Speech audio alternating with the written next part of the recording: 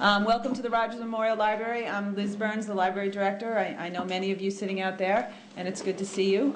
We thank Tim Bishop for coming out tonight and making his annual presentation to the community. And without further ado, I'm going to turn the mic over to Penny Wright, who is the head of the Adult Programming Department here at the library and is actually responsible for organizing this program. Penny?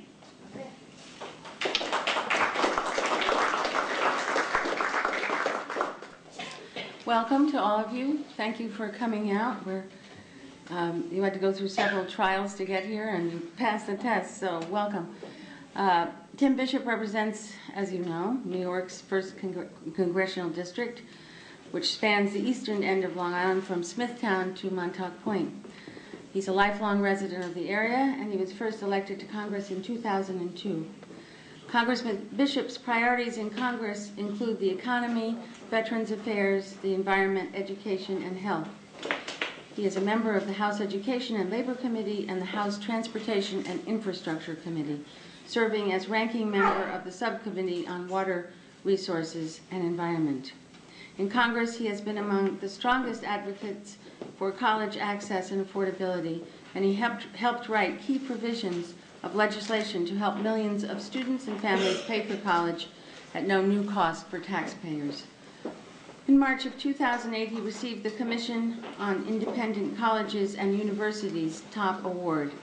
He was the first recipient of the Torch Award from the Coalition of Higher Education Assistance Organizations, honoring public figures who demonstrate leadership and effectiveness in expanding availability of student financial assistance. As a member of the House Transportation and Infrastructure Committee, Bishop has worked to protect Long Island Sound and other waterways, as well as to bring back federal funding to improve our infrastructure and put Long Islanders to work. He's been a champion of Long Island Sound, defeating a plan to dump contaminated dredge spoil, as well as leading the opposition against a plan to industrialize the Sound. He's also worked to promote legislation to protect Long Island's shoreline and beaches. Congressman Bishop has brought home more than $130 million to our district, including $50 million for roads and bridges in the district. He has led the bipartisan coalition of elected officials and community advocates that saved the 106th Air Rescue Wing located at Gabrisky Airport from being shut down by the Pentagon's Base Closure Commission. Congressman Bishop was named the Times-Beacon newspaper's Man of the Year in Government, citing his excellence in constituent services. Tim Bishop is among the 12th generation of bishops to live in the village of Southampton. He graduated in Southampton High School, attended the College of, holds an A.B. in history from Holy Cross College in Worcester, and a master's degree in public administration from Long Island University. He and his wife Catherine, who is founder and director of the Children's School for Early Childhood Development, have 2 daughters, Molly and Megan, and the family welcomed their first grandchild, Nathan, this past year. Please welcome Congressman Tim Bishop.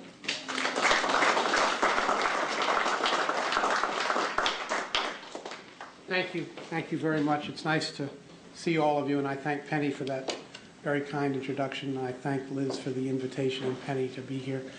This was our 3rd try. I'm sorry that the first one, I think we got snowed out, and the second one, I believe I was in Washington. That was the week that we went, I think, every day till at least 1 or 2 in the morning as we were debating H.R. 1, which is the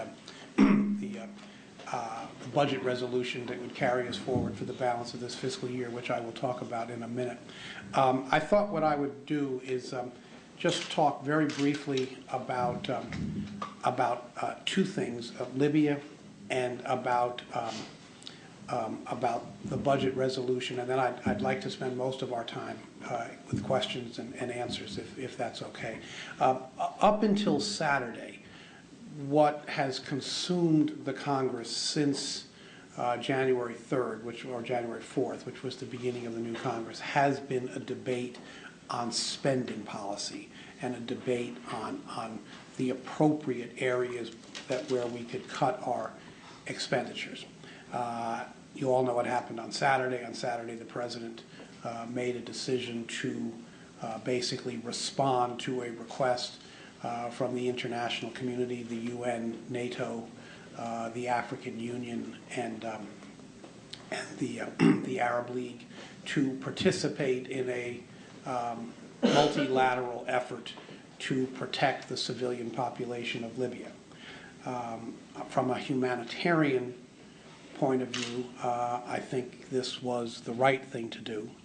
Although I have to say in all candor that I am very, very wary of our engagement in yet now a third conflict in the Arab world. And I think I take the President at his word when he says that we will not, we will very quickly relinquish the lead role in this endeavor, and that our involvement will be measured in days, not weeks. And I particularly hope that the President is able to and has the commitment to stick to his vow that we will not place American combat forces on the ground in Libya. I think that is essential, both in terms of limiting our involvement, and I think it is particularly essential in terms of protecting the ability of our armed forces to do their job. Our men and women in uniform are unbelievably extended and stretched as a result of one war that has lasted is now in its 10th year, and another war that is now in its 9th year. And very candidly, the all-volunteer Army was not built for extended engagements of this type. The other thing that is sort of a segue into what, as I said, has consumed the Congress since early January, is our preoccupation with reducing spending. I will not say reducing the deficit, because that is not the preoccupation, and I can come back to that point in a minute, but in reducing spending. It's awfully hard to justify what is on the table in terms of reducing spending when one looks at what we have already incurred as a cost. I didn't know this till yesterday, perhaps I should have, but each Tomahawk missile cost $1.2 million, each one. As of yesterday morning, we had fired over 100 of them. So that's over $100 million just by yesterday morning. I don't know what happened. I don't know how many we fired yesterday or how many we fired today. Each plane that is in the air costs about $10,000 an hour to operate and maintain. So this is an expensive exercise. And when you look at what's on the table, for example, a cut that would disenfranchise 218,000 kids from Head Start, it's awful tough to contemplate an expenditure of hundreds of millions of dollars for us to be engaged in what is essentially a civil war. And the fiscal constraints that are upon us now, I think, demand that we evaluate our involvement in the affairs of other countries, not just in terms of how it might impact those countries, but how it might impact what we are able to do for our own country and our own citizens. And that, I believe, that imperative is much more acute than it was when we made the decision to invade Afghanistan or when we made the decision to invade Iraq. I think, so I am, as I said, I am very hopeful that this involvement truly is measured in terms of days, not weeks. I believe that the Congress must speak with one voice and insist that the President not commit American ground forces. And I also believe that we cannot be the lead agency or the lead country here, that it's got to be France, or it's got to be Great Britain, or it's got to be Italy. It's got to be one of them, that we've spent our time in the lead, and I think it's time for us to let somebody else do it. Now, let me, as I said, the principal item of discussion has been what we call H.R. 1, which is the continuing resolution to keep the government funded through September 30th, 2011, so for the balance of fiscal 11, which is now nearly 6 months old. That resolution cuts $61 billion of funding And that annualized, because as I remember, this was proposed when we were 5 months into the fiscal year, annualized, that's about a $100 billion cut.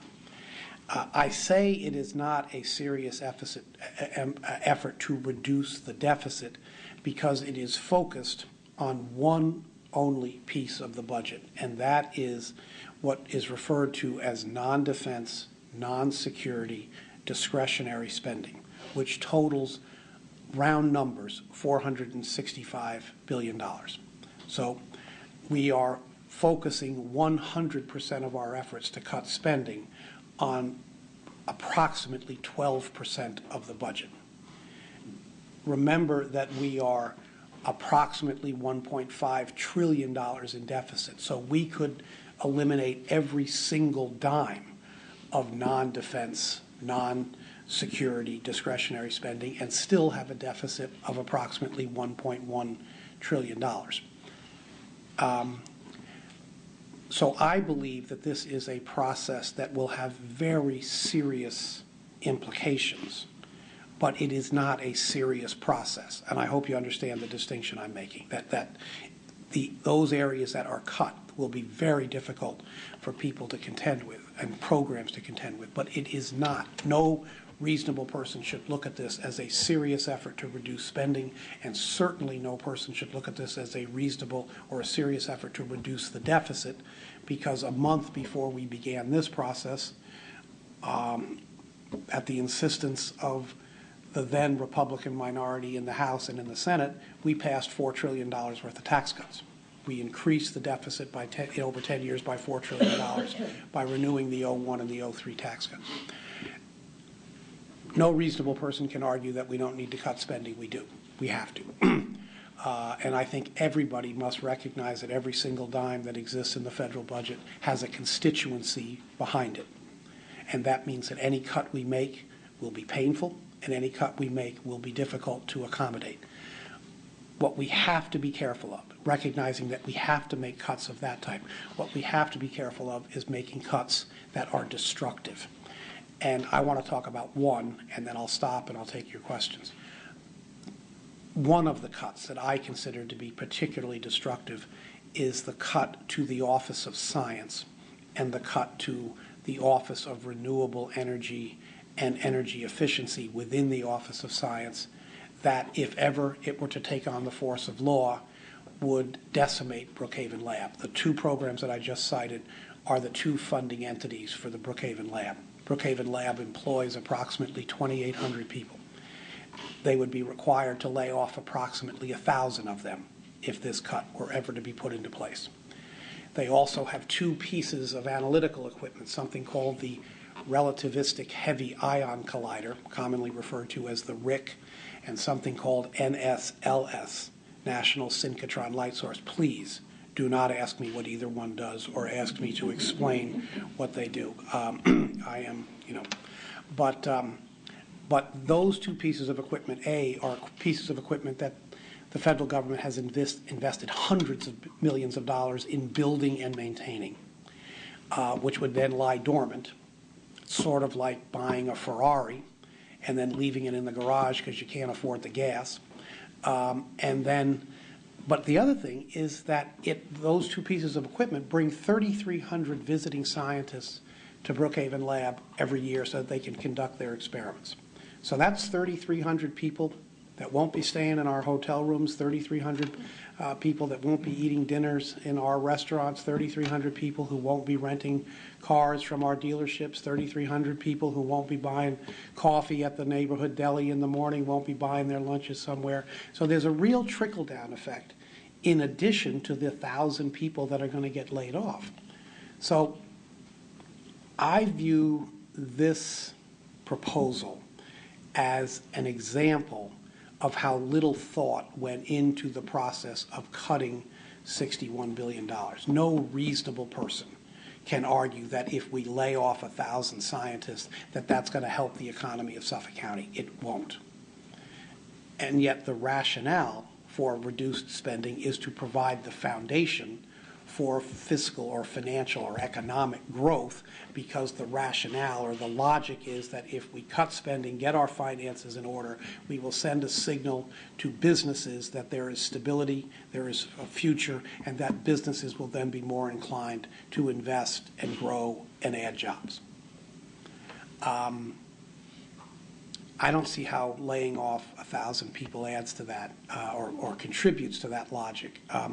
And the estimates are that if we were to fully implement H.R. 1, job loss would range from, the estimates I've seen are a low of 650,000 jobs lost to a high of 850,000 jobs lost, and there's some other estimates in the mid-range. Goldman Sachs, which is hardly a repository of left-leaning ideas, has estimated that if we were to fully implement H.R. 1, economic growth would be cut by between 1.5 and 2 percentage points. Now, for each percentage point of economic growth, either up or economic activity, either up or down, it's about $25 billion of tax revenue. So if the CBO has estimated, for example, that they believe economic growth will be around 3% in FY11. If we only grow at 1.5, which is what Goldman Sachs is saying, then we will lose, round numbers, $35 billion, $40 billion worth of tax revenue. So again, how we establish the foundation for economic growth within this context is difficult for me to see. I say that with the full recognition that we have to find areas where we can cut, and we have to do it in a way that is, I would hope, bipartisan, because whatever we cut is going to be painful for people to accommodate, and the best way for us to do that, both substantively and politically, is for each party to share the responsibility, and I hope we find a way to do that. So with that, let me stop, and Liz, let me take some questions. And I'd be happy to. Well, we have some questions that have been written out, and then if we have time, we can do questions from the audience. Okay, so I think I've taken out the questions that I believe you've already touched upon. If I didn't, then feel free to ask them again. Okay. Okay. It's easy for voters to be cynical. The nation is at a crisis point, yet the Republicans still follow their vow to take down Obama. Is there any hope for solutions in such a contentious atmosphere? That's a very good question, and I don't know that I have a very good answer. I do think that there is some possibility. One of the perhaps short-lived but positive outcomes, perhaps the only positive outcome of Tucson, was there was a period in which members of Congress were much more collegial with one another. And I think that's very important. But the problem that we are in is that we are in a perpetual campaign cycle. And issues are evaluated on two levels. One, they are evaluated in terms of what the public policy implications will be if we do something or fail to do something. And the other is, what are the political implications and who can we blame? If things don't go well, who can we blame? If things go well, who can take the credit? And that's about winning the next election. And and I don't want to. I mean, right now the presidency is in the hands of a Democrat, and I don't want to suggest that we Democrats thought any differently. Let's say in 2006, before the 2008 presidential election. But I mean, Mitch McConnell has made it. He's minority leader of the United States Senate, has made it very clear. He has said repeatedly that his goal is to see to it that President Obama is a one-term president. Now, what does that mean? That means he doesn't want. He wants to make sure that President Obama doesn't get to put any W's up on the board. That he doesn't get any victories. And if that's the driving force of your public policy positions, as opposed to the legitimacy and merit and value of a public policy proposal, then it's going to be hard to have the kind of collegial, bipartisan cooperation than we need. My sort of touchstone on this is what Tip O'Neill and Ronald Reagan did in 1982, when they had, by the way, they were sort of bitter political opponents, but very close friends. And they put aside their policy differences and crafted essentially a 60-year solution to Social Security. And that extended the life of the Social Security Trust Fund through around 2040. They did so at some cost and at some pain, but they did it in a way that was shared. In the current climate, it is hard for me to conceive of John Boehner and Barack Obama reaching the same kind of accommodation. It's hard for me to conceive of Mitch McConnell or Barack Obama achieving the same kind of accommodation. So I don't want to give up hope. I don't want to be a cynic, but I do want to observe that I think it's going to be awfully, awfully hard for the kind of shared decision-making that needs to get done if we're going to claw our way out of a very difficult situation. I hope that answers. I don't know who asked it, but I hope that answers the question. Will the EPA be able to enact tougher emission standards? I think the chances of that happening are virtually non-existent. And if you look at what is happening now to the EPA, in fact, all of the momentum is behind essentially eviscerating the EPA and rendering them essentially incapable of enforcing either the Clean Air Act or the Clean Water Act, which are the two principal activities of the EPA. Some of the elements of H.R. 1, there are what we are referring to as policy riders. H.R. 1 has a lot of numbers in it, but there's also there were a number of amendments that were offered that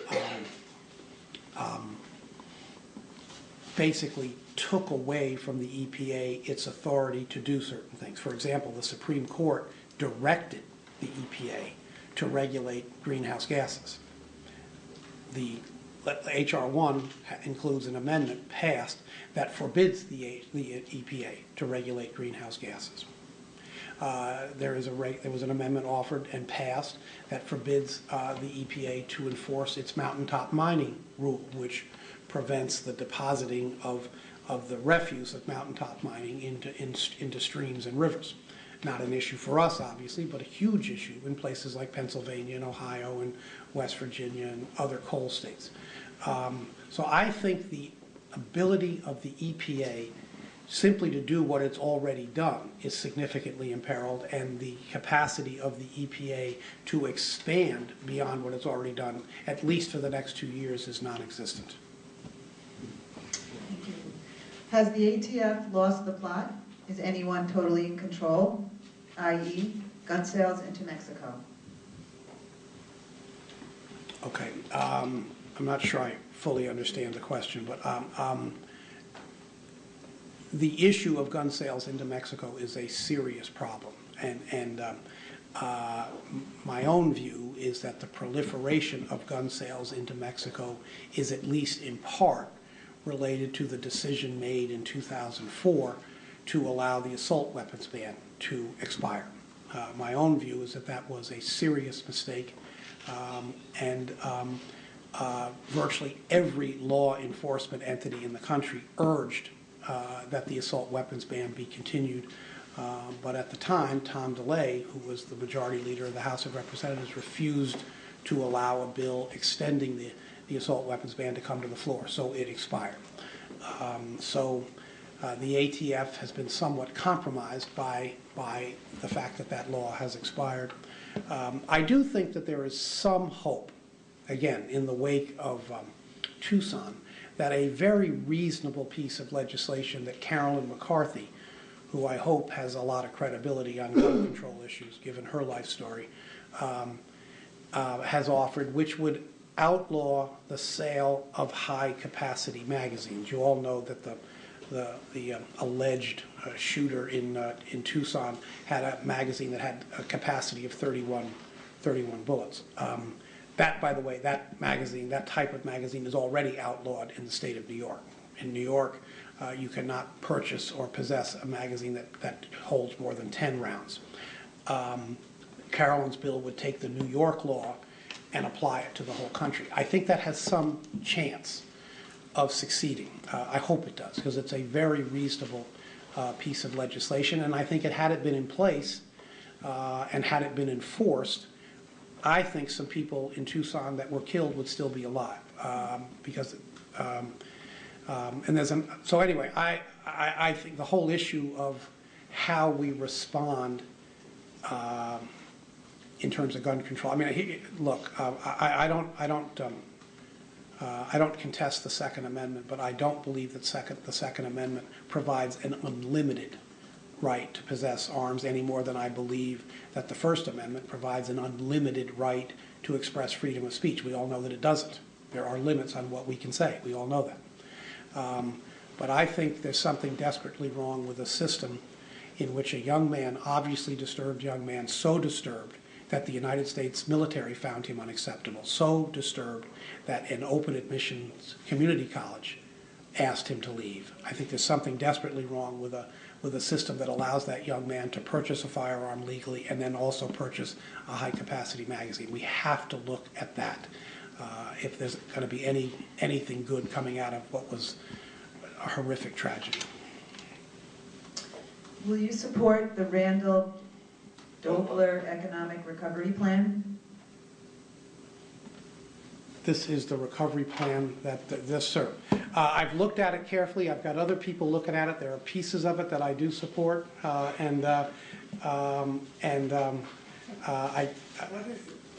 a lot. Well, perhaps Randy will have some time to talk about it, but it is a multi-part plan to help revitalize our economy. Can I just steal your thunder here for 2 seconds? For 2 seconds. The gentleman will yield for 2 seconds.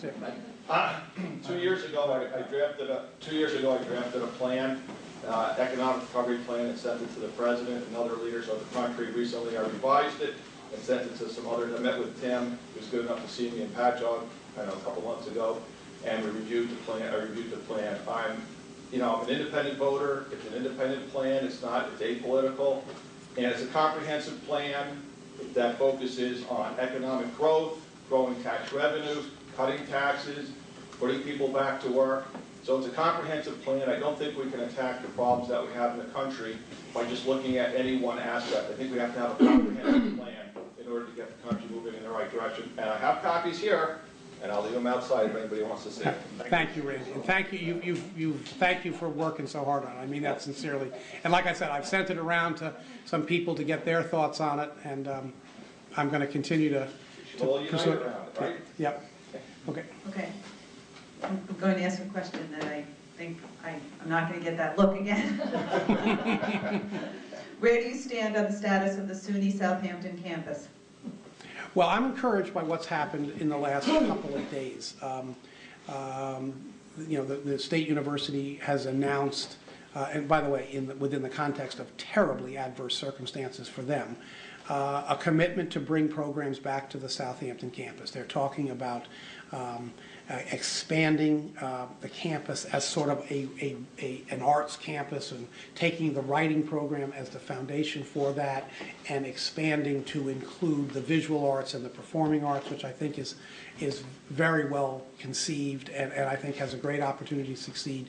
They've talked about expanding the marine science program. They've talked about creating, in the same way that there's junior year abroad or something like that, they've talked about creating a year by the sea to attract visiting students to come to the campus for a year, particularly science students who perhaps are studying biology somewhere and they would spend a year studying marine biology near the sea. I think that has a lot of potential. So I'm encouraged. I continue to believe that campus has a future as a residential campus. And one of the things that I've said to the people at Stony Brook is I support and endorse what they're doing so far, that I am going to continue to push for a permanent residential population. I mean, having students there for 6 months at a time or a year at a time is better than what's going on there now. But I think in terms of building a college community and hopefully getting Southampton to once again be a college town, I think you need a permanent student population, freshmen through seniors, and so I hope so. But I take it as a very significant sign of good faith on the part of the leadership of the State University at Stony Brook, given what they're contending with. They are contending with yet another round of cuts. I believe this is the third year in a row, and this cut is for $25 million. So with it accommodating a $25 million cut and yet being willing to make investments in the Southampton campus, I take that as a sign of good faith, and I'm hopeful that this time it'll take hold, and this time we will have something to build on, and I'm hopeful that we don't have to keep worrying about the future of that place. Yeah. Okay, the next one takes it back to a nationwide issue. How well did you acquaint yourself with Obamacare before you voted? It was, after all, 1/6 of the U.S. economy. And the second part is it so hard for our federal government to get serious about spending cuts in a deep and meaningful way? Okay, let me take both of those. Those are both excellent questions. First off, how well did I associate or familiarize myself? I read the bill. Yes, that's right. I read the bill. And I also spent an enormous amount of time talking to doctors, talking to patients, talking to nurses, talking to hospital administrators, talking to insurance company administrators. So I really tried, and I didn't just talk to people who I thought might agree with me or say things that I thought I wanted to hear. I talked to everybody, and I've never spent more time learning about an issue or assessing the merits or lack thereof of a piece of legislation as I did with this one.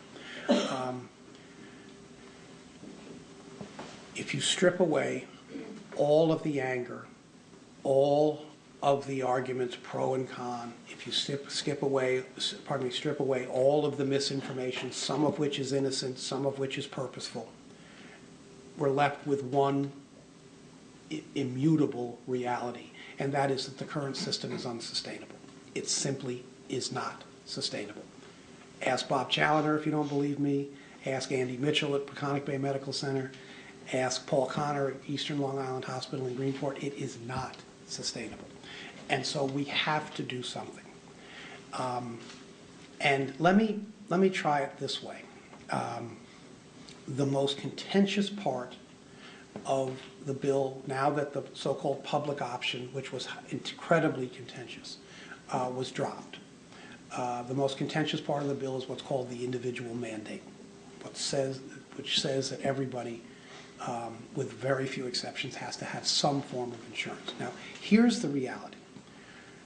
There are 7 million fewer customers right now for private insurance plans. From 2008 to 2010, private insurance carriers lost 7 million customers. Now, why is that? They lost them because of two reasons. One, the economy is very bad, as we know. Families that are struggling but are relatively healthy have decided to gamble. And in order to help make ends meet, they've canceled their policies and they're hoping they can get by. The other principal source of the decline are companies who are faced with double-digit rate increases, who have decided that they can no longer provide insurance to their employees, and so they've backed out. So 7 million people. What does this mean? It means that the people who have insurance are more likely to use it. What does that mean? It means insurance companies don't make that much money anymore, because the way they make money is by insuring people who don't use it.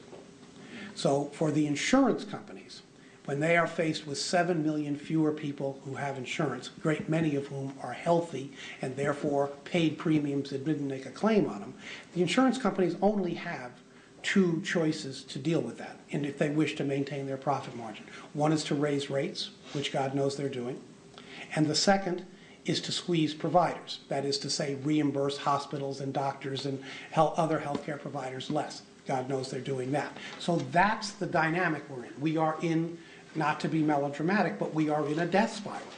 As the rates go up, fewer people will be able to pay, which means that even fewer people will have insurance, which means that the demand on those who do have it in terms to pay will continue to go up. So the only way out, if we continue to have an insurance system that is based in private providers, which, by the way, is what the health care bill does. It keeps the private provider, the private insurer, as the principal mechanism by which people get health insurance in this country. If we're going to continue that, then the only way to do that is to include expand what's called the risk pool.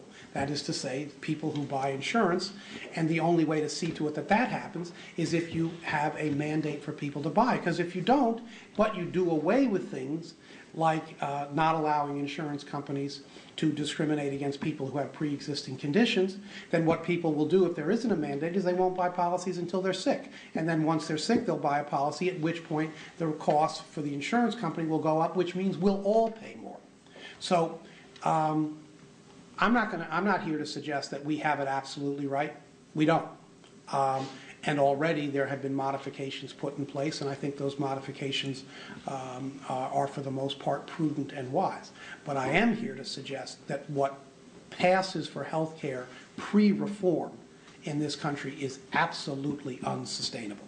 And we have an obligation to do something, and we did do something, and it's not perfect. No reasonable person would say it is. But it does provide the foundation, I believe, for going forward in a way that will provide reasonable care at hopefully affordable rates. Now, the second part of the question was, could you tell me again? I hope that answers the first part of the question. Is it so hard for our federal government to get serious about spending cuts in a deep and meaningful way? Well, it is hard, but we're not serious about it right now. And let me just, again, frame it. 1 out of every $3 we spend in this country is spent on 2 programs, Social Security and Medicare. Okay. If you add to that 3 other programs, you have now accounted for 2 out of every $3 that we spend in this country. The other 3 programs are the Department of Defense, the Department of Veterans Affairs, and interest on the national debt. So in 5 areas, just 5, think about how vast the federal government is. In just 5 areas, we have accounted for 2/3 of every dollar we spend. Thus far, all 5 of those programs that I just described are off the table. And so what I said before, which is that we are engaged in a process that has serious implications, but it's not a serious process, I hope I have just illustrated why it is not a serious process. Just for those of you who run your own businesses, or just try to balance your own checkbook. If you feel you're spending too much money, but your effort to cut your spending eliminates 2/3 of what you're spending money on, and you focus 100% of your effort on 1/3, you're going to have a hard time. You're going to have a real hard time.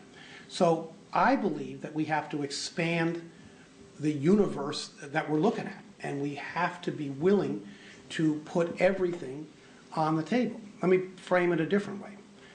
Like I said, 1 out of every $3 that we spend is in 2 programs, Social Security and Medicare. Now, I want you to listen carefully what I'm about to say, because I am not advocating a point of view. I just want to frame the issue. And the issue is those 2 programs are going to continue to grow in cost, particularly Medicare, less so Social Security. And so the choice that is before us in terms of fiscal stability is, do we maintain our commitment to those 2 programs? If the answer is no, how do we cut them in a way that impacts the fewest people with the least disbenefit? That doesn't sound very good grammatically. And if we are going to continue them, how are we willing to pay for them? And there's only 3 choices. One is we cut programs everywhere else so as to pay for them. The second is that we raise taxes. And the third is that we borrow more. That's the issue. That really, if you strip it all away, that's the core issue in terms of our spending. And we're not stepping up to that. We're nibbling around at the edges. And by the way, I don't mean to suggest that by nibbling that it's trivial. I mean, telling 218,000 of the least advantaged kids in our society that they can't get a head start on education, I don't think that's trivial. Telling several million college students that we're not going to give them the grants that we have been giving them thus far, I don't think that's trivial. Laying off 1,000 scientists at Brookhaven Lab and 10,000 scientists nationally, I don't think that's trivial. But those are the kinds of choices that are forced upon us if all we're going to do is focus on 1/12 of or 12% of the budget. And that's where we are right now. So I think the whole thing has to be on the budget, on the table. It ain't easy, but it's the only way that we're going to do this. And the other thing we have to focus on is that the quickest, not quickest, wrong word, the best path to fiscal stability is to grow our economy. And we have to ask ourselves if imposing the kinds of cuts that we're contemplating now add to that effort. If they do, then we should cut. If they don't, then we have to evaluate what we're doing. But our revenue has fallen to 14.5% of gross domestic product. It has not been that low in over 60 years. And so we have to look, we can't just say that we're going to balance the budget by virtue of cutting, because to do so means, like I said, if we cut every single dime of discretionary spending, we still have a pretty healthy deficit. So we have to look at revenue, and we have to look at expenses in a way that looks at all of our expenses, not just a fraction of it. I hope that answers the question. Okay. These last two questions I think you probably touched upon, but just in case.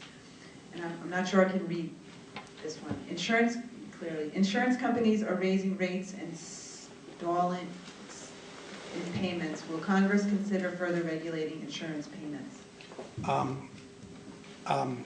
Couple of things on that. First, on insurance company rates. One of the great myths that's out there is that healthcare reform has caused dramatic increase in rates. Just not true. Let me cite a couple of specifics. From 1999 to 2009, average healthcare premiums in this country more than doubled. No healthcare reform, in many years, no even discussion of healthcare reform, healthcare premiums doubled. Healthcare reform thus far has, according to most, both insurance companies and others, experts, has added between 1% and 2% to insurance premiums in this year. I've heard premium increases locally as high as 18, 20, 25%. Blue Shield of California made a proposal this year that they would raise their rates to the people who are in the so-called individual market by 59%. Insurance Commission of California said that sounded a little high. Could you go back and sharpen your pencil? You know what their return offer was? 0. Now, that's wonderful, but what does that tell you about the 59%? It tells you that they probably didn't need every dime of that 59%, right, if they're willing to accept 0. So there's some profit-taking going on. There is some anticipation of worst-case scenarios going on. One of the things that healthcare reform will do, it does two things. One, it provides funding to the states to empower the state offices of insurance to have the staff necessary to evaluate and investigate proposed rate increases. That's very important. And then the second is that once the health insurance exchanges begin in 2014, the Secretary of Health and Human Services will have the authority to not allow insurance companies access to the exchanges if their rate increases are excessive or arbitrary. And the exchanges will be the principal means by which insurance will be sold. So there will be an enormous incentive for insurance companies to provide rate packages that are reasonable. The other thing that will happen in the exchanges, this is really the free market at its best. The exchanges will provide a vehicle for the customer to make the decision on the basis of price and quality. And that will incentivize the insurance companies who want customers, obviously, to offer a very high quality product at a reasonable price. So this is another example, though, of why I say the current system is unsustainable. I mean, medical inflation right now is 3.5%. Blue Shield of California said we need 59%. It's a little high. Okay, this is the last question I have. And again, you touched on this, but this is just a little bit more direct and specific. Are there any proposals to cut military spending to help balance the budget? There are some, and I think there needs to be more. Secretary Gates has put $78 billion on the table, areas that he believes the Pentagon can cut over the next 5 years. Now, remember that that's $78 billion over 5 years on a base of $700 billion a year. So it's $78 billion against a base of $3.5 trillion. So, but still in all, he is the first Secretary of Defense in a long, long time to say we can get by with less. By the way, he is being resisted significantly in this effort by the chairman of the House Armed Services Committee, a man named Buck McKeon from California. One of the things that I thought was encouraging about H.R. 1 is there was an amendment offered to strip from the base bill, and remember, this is a bill that cuts $61 billion. In the base bill was $450 million to build a second engine, a backup engine for something called the F-35 Joint Strike Fighter, the next generation of fighter airplanes. President Bush tried to kill it for years without success. President Obama's tried to kill it without success. Secretary Gates has tried to kill it. There was an amendment offered to strip that $450 million. I voted for it, and it passed. So I thought that was very encouraging. But we have some real tough issues to confront. We added to our so-called end strength during the height of the Iraq and Afghanistan wars, so we have somewhere in the neighborhood of 75 to 100,000 more people in uniform than was the case in 2001 or 2002. We have to evaluate whether going forward we continue to need that kind of end strength. The other thing that's most important is we have a whole set of weapon systems that are essentially Cold War era, traditional warfare, ground-based weapon systems, and we have to ask ourselves whether that's the kind of military engagements we're going to find ourselves in. I know one of the things that I think Secretary Rumsfeld was right about is he talked a lot, he never got to do it, but he talked a lot about a smaller, lighter, more flexible, more tactically oriented military. I think he's right about that, because I think that is the future in terms of the kinds of military activities we'll be engaged in. So I think, look, we spend $700 billion a year on the military. We spend more on the military than every other country in the world combined. We have to. It is irresponsible if we do not have that on the table. And of the 750, approximately 150 is Iraq and Afghanistan. Current schedules are that our troops will be out of Iraq by the end of the summer of 2011, and we will begin the drawdown of troops out of Afghanistan July of 2011 and complete by December of 2012. I think we have to adhere to that. I think it's imperative that we adhere to that. And we would realize some savings as a result. I hope that answers the question. Charlie. Could you comment on the possible acquisition of T-Mobile by AT&T and whether or not that would affect the cost that the consumer would be paying? Well, I haven't studied it, to be honest. I am worried. I think that would leave us with 3 major providers. I think it would leave us with Verizon, AT&T, and Sprint. Is that right? And I'm just a firm believer that competition is a good thing, and when you're down to 3, that reduces competition. And from what I understand, Sprint is a pretty attractive takeover target. So we would be down to 2, and so I do worry about that. Now I know the Department of Justice is looking at the proposed acquisition, and I also know that the appropriate committees of Congress have also, basically the Energy and Commerce Committee of the House, has also announced that they're going to hold hearings on it and evaluate it. Like I said, I have not studied it. I don't want to give you a glib response, but I do worry about being down to 3 major providers. Yes? Where does the Department of Education, Energy, Agriculture, Interior, where does all those departments and the czars and these layers of bureaucracy, where does that fit in with your 5 categories? That aren't they ripe for rationalization and spending cuts that we can really get in that a lot of these jump off the book? I think some of them, yes. And for example, the President's budget request to Congress proposes eliminating 40-some programs within the Department of Education. And I can't tell you precisely, but it's somewhere in the 40s, okay? One of the things that I think we need to look at very carefully are farm subsidies. We spend billions of dollars. Where is that? That's in the Department of Agriculture, and it is part of the 1 out of every $3 that I didn't tabulate, okay? That's what I want. Okay. But just, again, the 5 programs comprise 2 out of every 3. Everything else comprises 1 out of 3. But just look at farm subsidies. We spend, I think it's $10 billion a year. Is that about right, Pete? To basically to do 2 things: to pay farmers not to grow crops, and to provide a floor under the price of the crops that they do grow. Now, in the consideration of H.R. 1, there was an amendment offered that would have limited the payment of these subsidies and price supports to farmers who make less than $250,000 a year, not gross, net. I voted for it. That struck me as pretty reasonable. I don't think we need to be subsidizing farmers who are making $500 grand a year or $1 million a year.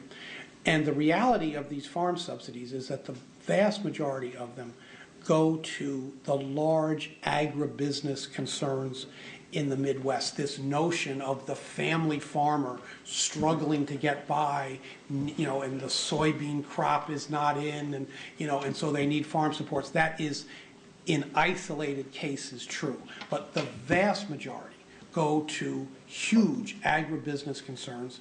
And we are, Suffolk County is the largest agricultural producing county in the state of New York. We don't get a dime, not a dime. So that is an area that, in my view, is ripe for cuts. And as I said, I voted to at least limit the subsidies to the families that are making less than $250,000 a year. And I had a second part to that, just to follow up on my other question. Obamacare is now, a lot of companies are getting waivers. Yeah. I mean, they can't comply, it's too expensive.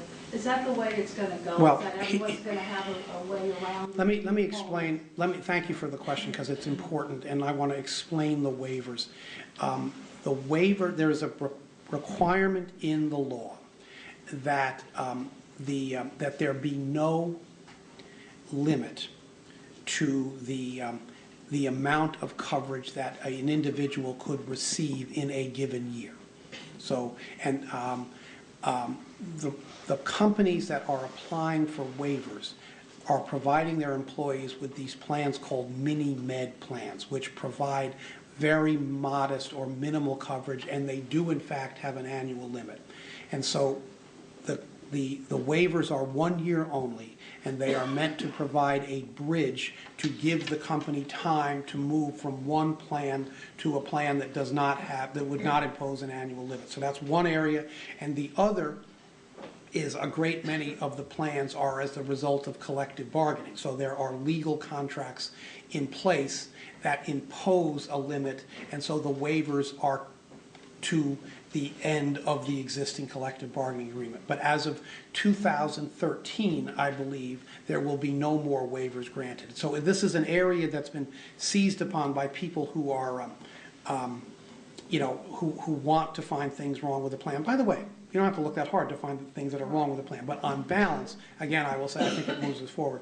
But this is a way to protect people who have existing coverage, but coverage that falls short of where the plan, where the law will ultimately provide them with coverage. I hope that answers your question. Well, it just seems like it's an unfair, unless it's applied to everyone that asks. Well, so far, 94% of the companies that have applied for waivers have received them. And I'll make one flip comment. When you refer to Obamacare, I would ask everyone to refer to Medicare as Johnson Care, okay? Yes. I'd like you to speak about earmarks. Yes. I'm not suggesting that bridges to nowhere should be funded.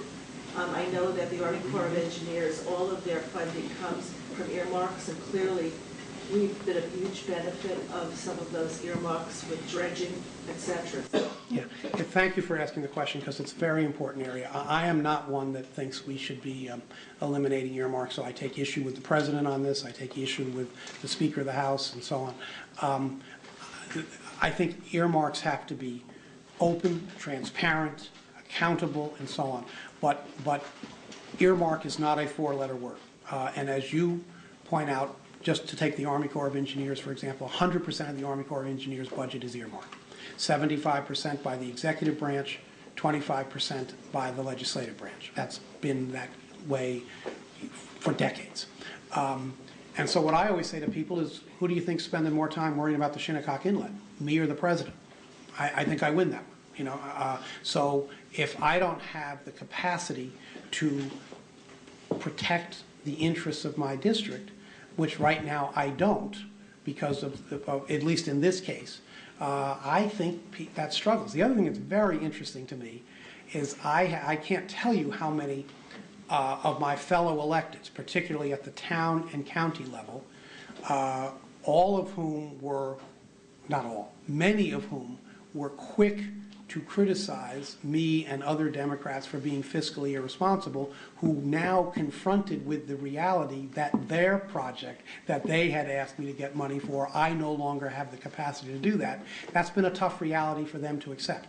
So I think we are in a 2-year moratorium or a 2-year ban. My own view is that we will ultimately arrive at a system where we would be able to, in effect, have intergovernmental earmarks. So that if, for example, I'll give you an example. The town of Southampton has a project, and that is to raise the roadbed of Dune Road from basically the Ponquag Bridge to the Quogue Village line. Okay? It's a $7 million project. The road is not a federal aid highway. So the only way that federal money can flow to that bad word, can be applied to that road, is through an earmark. Now, there are no earmarks. So the town of Southampton now has a choice.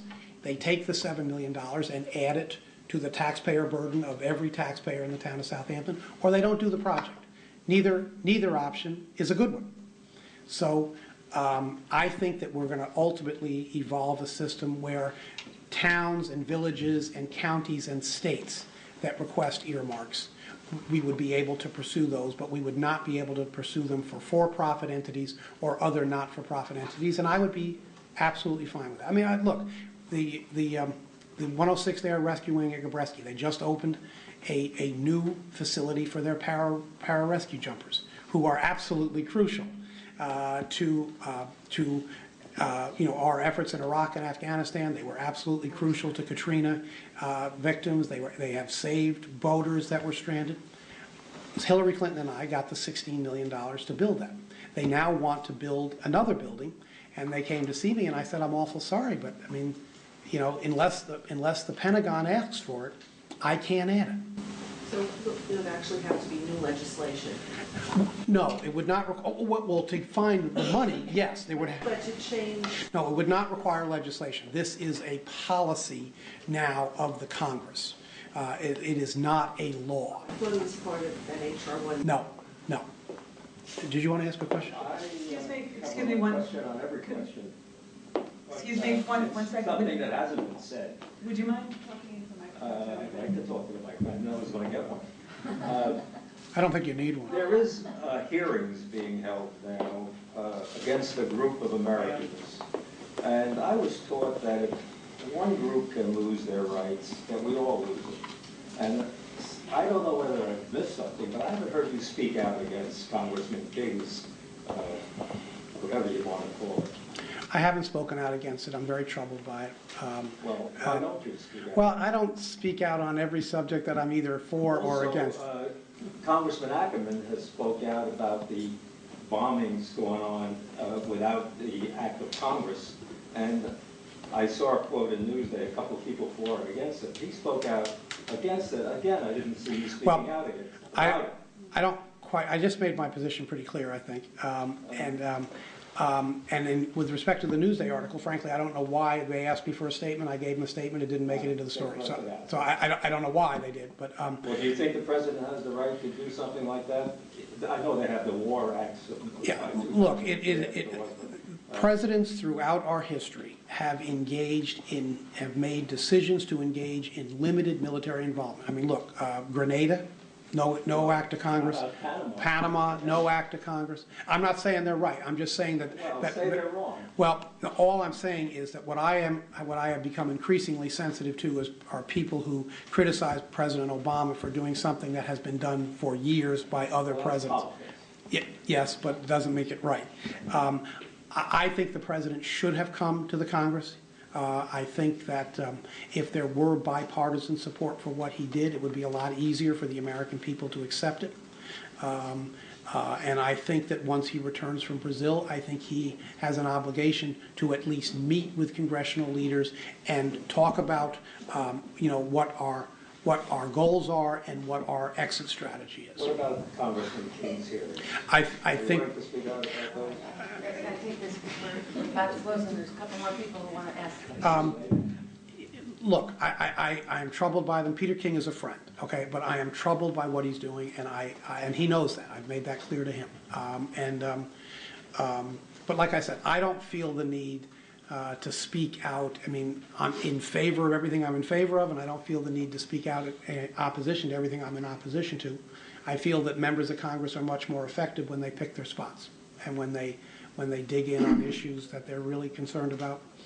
So. Do you have time for one more? I do, as long as it's polite.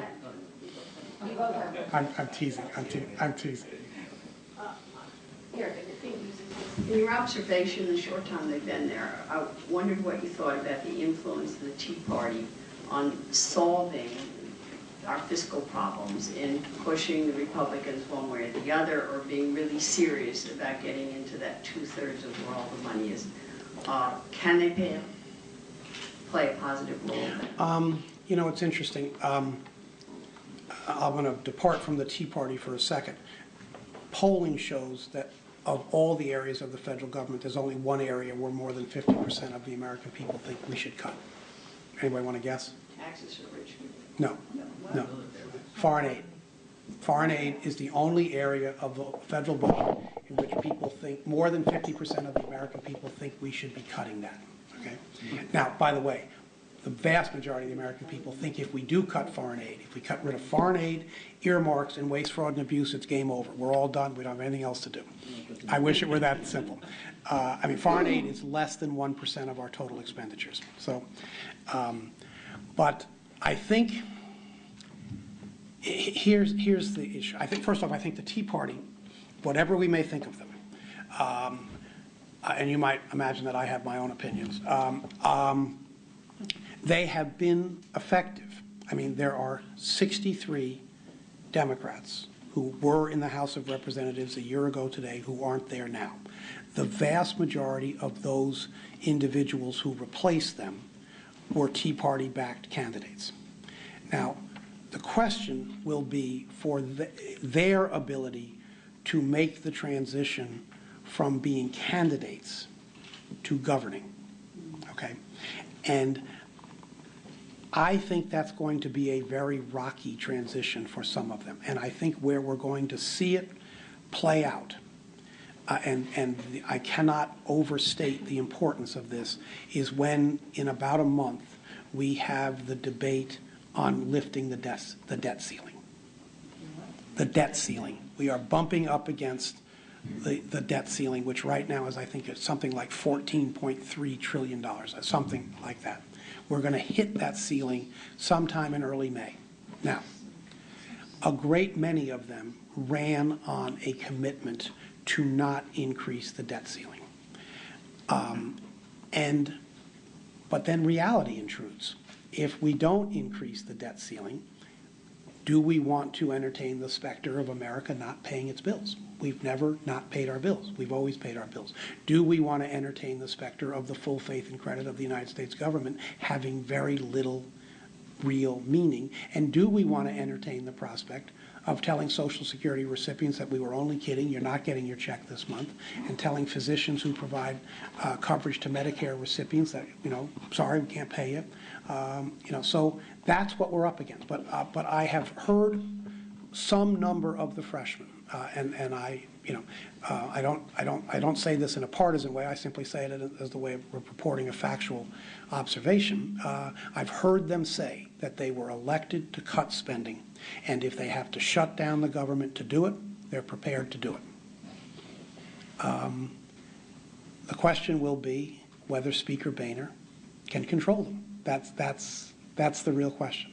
So, but I do think it is inescapable to argue, or to not observe that the Tea Party people have. Let me say it positively: the Tea Party has had an impact on our politics, successful in electing candidates, and no question, driven mainstream conservative thought further to the right. There's no question that that has happened. Does that answer your question? Okay, I'm going to do one. Okay, wait. This gentleman was waiting for Oh, quite a long time. okay, but we have to end by 8:30, right? Yes. Okay. My question. I'm on double time and a half now, but yeah. You can say later. The Research Center on Plum Island, is that in danger of losing any of its funding? Yes, the Research Center on Plum Island, well, in the current construct, there were no cuts proposed to the Department of Homeland Security, which in H.R. 1, which is the entity that administers the Department of Homeland Security. So short-term answer is no. Long-term, the plan is to close Plum Island sometime around 2015 or 2016, because by then a $1 billion facility called the National Bio and Agro-Terrorism Facility will have been constructed in Manhattan, Kansas, on the campus of Kansas State University, to take the animal disease research work that Plum Island currently does and move it there. Now, the National Academy of Sciences has essentially said this is a terrible idea to take the study of animal-borne diseases and put it in the heart of cattle country. And the Fish and Wildlife Service has written a scathing assessment of this plan. So when we were considering H.R. 1, I offered an amendment that said, you want to cut spending? Make one decision, here's $1 billion. Don't build NBAF. It failed. Now, I have to wonder how serious people are about cutting spending if they are willing to allow $1 billion to be spent on what is essentially a boondoggle, something that originally was priced at $300 million, that then went to $400 million, that is now at $950 million. That does not count the $80 million of cleanup costs to Plum Island. And it was originally sold to the Congress as something that would be self-funding, that the proceeds of the sale of Plum Island would provide enough money to build NBAF. I don't think so. So anyway, long-term, Plum Island is absolutely imperiled. And I'm working as hard as I can to keep it. I want to keep it for a couple of reasons, not the least of which is that there are 200 jobs there, and I want to keep those jobs in our district. Okay. A year or two ago, when we really realized what an economic difficulty we were in, we heard all kinds of talk about infrastructure as a way to create lots of jobs. And because the infrastructure is really in bad shape, needs the work, water systems and transportation and bridges, what have you. And yet now we don't hear anything about it anymore. What happened? Is it probably a lack of money? But well, two things happened. Well, the stimulus money. What's interesting is the stimulus discussion began as a discussion as an infrastructure investment discussion. The stimulus turned out to be only 8% of the stimulus was used for infrastructure investment. I think your observation is correct. We have a crumbling infrastructure, and one of the reasons that we are struggling is that we're trying to run a 21st century economy on a 20th century infrastructure, and we're having a hard time. And everywhere you look, whether it's high-speed rail or whether it's interstate highways or whether it's wastewater treatment facilities or clean drinking water facilities or whatever, we are behind, and we have real problems. I mean, the estimate is just in wastewater infrastructure that the annual need is in excess of $20 billion a year, just in that one area. Now, the federal government's piece of that, according to H.R. 1, would be cut from $2.5 billion to $1 billion. I think that's short-sighted. I think that is going to create problems for us. Now, there's a bipartisan proposal in the Senate, Senator Kerry and Senator Kay Bailey Hutchinson of Texas, to create an infrastructure bank, to fund it with an investment, an initial seed investment from the Congress that would then leverage private capital, provide both loans and grants to communities to make investments in their infrastructure. It would not be congressionally directed. The projects would have to be approved by some, recognized nonpartisan panel, but it would leverage tens of billions of dollars of investment of infrastructure and be self-sustaining, because most of it would be loans which the communities would repay and so on. I think that requires very careful assessment on our part, and I really think we need to do it. Infrastructure investments are proven job creators. I mean, the formula that's most often used is for every $1 billion of infrastructure, we create about 40,000 jobs.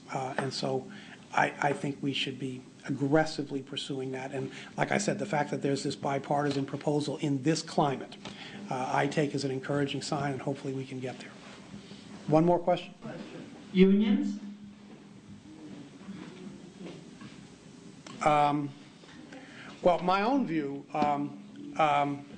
is that what's going on in Wisconsin is the best recruiting tool for unions that we've ever seen. And look, I ran a college. I sat on the management side of the table. I negotiated contracts. I administered the grievance procedure. I am a believer in collective bargaining because I believe that it provides a framework for decision making. If you don't have that framework, decisions that you make essentially become ad hoc decisions. And so I'm a firm believer in collective bargaining, both in terms of providing protection for the workforce, but also providing both protection and a roadmap for management. So, and I think, I think that I could go on this, but I mean, let me just say two things. The notion that the problems we have in this country are caused by some guy making 50 grand a year or 60 grand a year is such a wrong-headed notion that I just think that it's unfortunate, deeply unfortunate, to blame some man or woman who's working hard to provide for his or her family and trying to get a living wage and say you're the problem, when I think we have some ample evidence to point us in the right direction on what the problem was. That's one. The other is, I think if you look at the broad sweep of American history, there are two things that built the great middle class in this country. And I think one is the GI Bill, because it gave access to higher education for a generation of Americans, and the second is the labor movement. And at one point, over 30% of the workforce was unionized. Now I think only 7% of the private workforce is unionized, and I don't think it's an accident that middle class, median income of the middle class has actually gone down over the last 10 years, measured in real dollars, or in constant dollars, I should say. Look, I think, I have no quarrel with Governor Walker's effort to balance the budget. He has to balance the budget. But the unions came to the table and said, here's what we're willing to give up. So it became less about dollars and more about breaking unions, and that I do have a lot of quarrel with. Okay. I think we're out of time here. This gentleman wanted to ask a question. I'm probably wading into big trouble here. Forgive me if I'm from the Bronx, so I don't need the microphone. So, forgive me if I'm asking you to remember every single word you've ever said in your life. But during the Montauk debates, you were posed a question of what cuts you yourself would make, and both you and your opponent were asked this. To your credit, you did enumerate several examples. My question is, that number that you came up with, some of the examples, minus the return of the troops from overseas, like some of the examples you gave, are really like less than pennies on the dollar. But of those ones that you cited during the Montauk debate, is there anything in the .gov records out there that shows that you've made effort to make those cuts? Well, I certainly, one of the things I said in Montauk, and I don't remember everything I said. If you do, okay. I would also ask you to remember that my opponent throughout the entire campaign did not specify a single cut. Which is why I said to your credit. Thank you. And now we know why, because now we know what the agenda was. All right. Well, one of the things that I said in Montauk was to take on farm subsidies, and I have voted in H.R. 1. I have voted to limit those farm subsidies to families that make $250,000 or less and eliminate them for much more profitable farms and families. And that was one of the things that I think we ought to do. I said that we should cut defense spending. I talked about the F-35. I talked about contracting reform. We have right now tens of billions of dollars a year in contracts. The House passed legislation that would save us approximately $30 billion a year in contracting reform.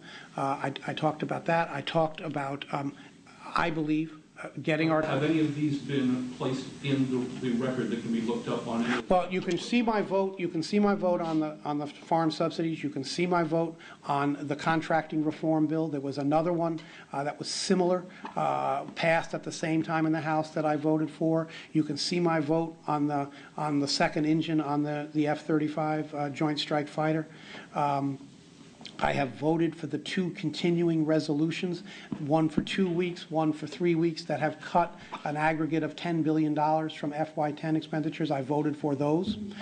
So I think that I've said we need to make cuts. I'm willing to stand behind what I've said. But what I'm unwilling to do, I'm certainly unwilling to vote for a piece of legislation that instantly throws 1,000 of my constituents out of work. Just not going to do it.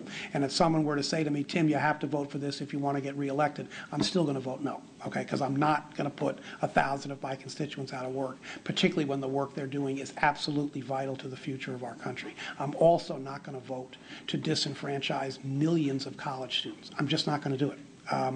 And so we can have a reasonable disagreement, but... So your answer would be yes? To what? To that I can go out and look for those things? Oh, absolutely, you can. Absolutely, you can. I mean, my voting record is I'm looking for something that can be backed up. Well, like I think I've just given you several, and you can look. Okay. This seems like a good note to end this conversation on. Thank you very much for being here. Thank you. And we'd like to give you our annual library bag.